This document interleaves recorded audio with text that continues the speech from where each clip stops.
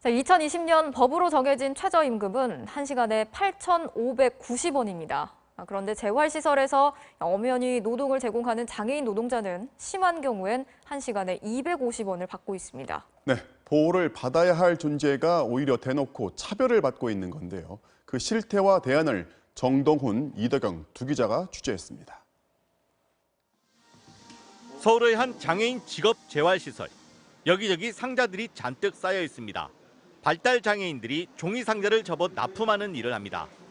이곳 장애인 한 명에게 지급되는 돈은 1시간에 250원, 월급으로 7만 원 정도입니다. 왜 이렇게 임금이 적을까? 일을 못해요. 거의 못해요. 밥만 먹고 가는 친구들이 반이 넘어요. 임금이 낮을 수밖에 없어요. 발달 장애인이라 생산성이 너무 낮아 정상적인 임금을 줄 수 없다는 설명입니다. 보건복지부 자료에 따르면 장애인 재활시설들 중 월급으로 10만 원 미만을 주는 곳이 4.1%였습니다. 재활시설들의 절반 이상은 50만 원 미만을 월급으로 줬습니다. 그런데 이런 쥐꼬리 월급을 줘도 법적으로는 아무 문제가 없습니다. 정신장애나 신체장애로 근로능력이 현저히 낮은 자에게는 최저임금을 안 줘도 된다고 규정해 놓은 최저임금법 7조 때문입니다. 그렇다면 장애인들의 근로능력은 누가 평가할까요? 한국장애인 고용공단이 매년 2차례 이 평가표로 시설장애인들의 생산능력을 평가하는데요. 근로능력이 일정 기준 이상이면 최저임금을 지급하도록 하고 기준 미달이면 임금을 아무리 낮게 책정해도 문제가 없습니다. 이러다 보니 일부 시설들은 평가받을 때 장애인들에게 평소 안 하던 생소한 일을 맡겨서 일부러 최저임금 대상에 들지 못하게 한다는 주장도 나옵니다. 훈련을 시켜요. 어떤 훈련이냐면 못하는 훈련을 시켜요. 굉장히 하기 어려운 직무에 배치를 한다거나. 그런데 정부는 장애인을 고용한 사업장에 고용 장려금을 지원하고 있습니다. 장애인 고용에 따른 수익 감소로 임금 부담이 발생할 테니 그걸 일부라도 보전해 주겠다는 취지입니다. 해마다 전국 직업 재활시설에 지원되는 고용 장려금은 300억 원 규모. 그런데 정작 시설 장애인들은 이 장려금 혜택을 제대로 못 받고 있습니다. 그게 시설로 오는 게 아니고 법인으로 가요. 시설에 안 주면 그걸 끝이야. 정부는 장려금을 직업 재활시설을 운영하는 사회복지법인들에게 지급하고 있는데 법인들이 이 돈을 시설로 넘겨주지 않고 있는 겁니다. 누구든 어느 원장이든 그거를 건들게 되면 법인은 그 원장을 자르죠. 이런 문제 때문에 정부도 수년 전부터 고용 장려금을 시설 장애인들의 처우 개선에만 쓰도록 강제하는 규정을 만들려고 했지만 복지법인들의 반발로 번번이 무산됐습니다. 법인들이 변호사 사가지고 맞대응한다고 하고 난리를 났었어요. 왜 우리가 쓸 수 있는 돈을 왜 주라고 하는 거냐고. 재활사업장이 수익을 많이 내든 적게 내든 시설 직원들의 인건비는 전액 지자체가 지원해주고 있는 구조도 문제입니다. 시설 직원들 입장에선 어차피 월급은 정부에서 나오니까 일반 회사들처럼 수익 창출에 사활을 걸 이유가 없다는 겁니다. 품목들을 다 발굴해서 계속 늘려나가면 충분히 줄 수 있어요. 근데 그런 고민을 안 하는 거야. 양질의 장애인 일자리를 만들어 고용하는 것, 민간기업뿐 아니라 공공기관이 먼저 앞장서야 합니다. 하지만 이런저런 이유를 대며 장애인 채용에 소극적인 공공기관들이 많습니다.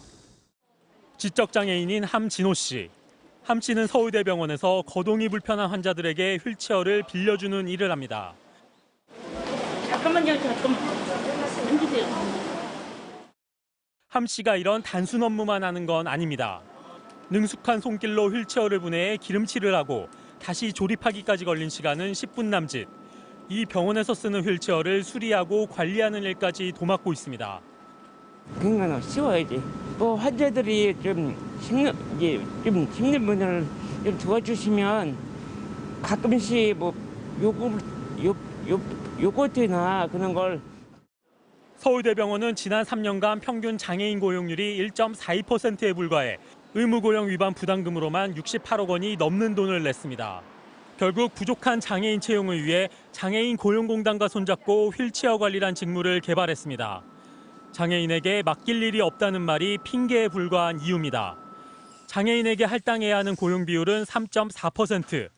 하지만 겨우 이 비율을 맞춘 공공기관은 절반 정도에 불과합니다. 10곳은 아예 대놓고 한 명도 뽑지 않았습니다. 이유를 물어봤습니다. 저희가 이제 채용해본 그 경험이 아직 없다 보니까 어떤 직무를 할지에 대해서 좀 정규직 인원 자체가 크지 않아가지고 저희도 이거를 못 챙기고 있었는데 올해부터는 조금 챙기려고 하고 있어서.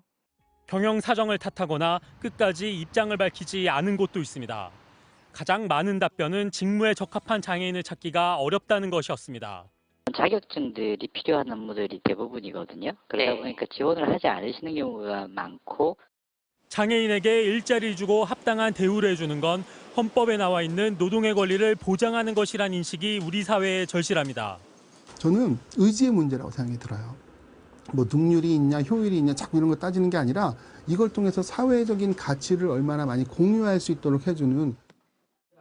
뇌병변 장애가 있는 최초의 장애인 노조 위원장 정명호 씨는 장애인이기보다 노동자로 불리고 싶다고 말합니다. 대부분 장애인들을 볼 때 시혜와 동정으로 바라봅니다. 장애인이 어떻게 노동을 해 정부가 쥐꼬리만한 지원도 감사해야지. 헌법에서 노동은 국민의 4대 의무와 권리입니다. 사회적인 시스템만 받쳐준다면 장애인들도 주 52시간 지키며 일할 겁니다. 왜 저 같은 중증 장애인은 노동자라고 부르지 않을까? MBC 뉴스 이덕영입니다.